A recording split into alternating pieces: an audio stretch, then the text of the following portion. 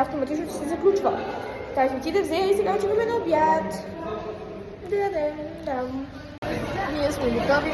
Мама още яде. Мама още яде.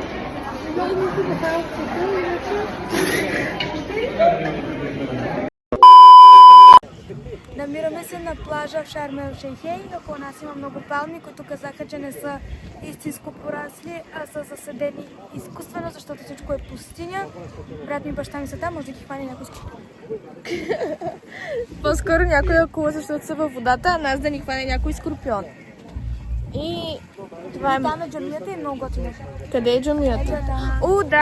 Това там е джамията, на която ще отидем скоро. Защото е много красива. И скоро ще отидем в Арша, кафенето, защото е много готино. И да, ще се видим малко по-късно, може би. Не знам, ако има нещо интересно, ще се включа.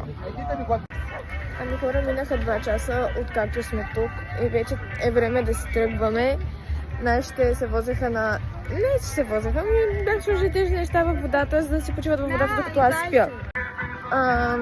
Донесе ни автобус, понеже е много далече от хотела морето. И сега отиваме отново към автобуса, за да се върнем в хотела. Здравейте хора, изкъпахме се, облекохме се, почти всички, само си кака и Мирям. И аз си порязах кръка без да искам. Оставих само бръсначката отгоре на мивката и ми падна върху кръка и ми поряза някак се, не знае на как. И спиваме Мирям, защото е криво. Сами можете да чуете. Излезахме за да търсим вода на Мирям, обаче така и не успяхме да намерим. Не иска да не кара на сафари. Господин Рак, мама не иска да ни вози на сафари. Мама днеска ми вика, че стани да ме буташ на гумно. Истинска майка. Прибираме се и се оправяме. Завършваме и влога даже това е аутрото на влога, защото...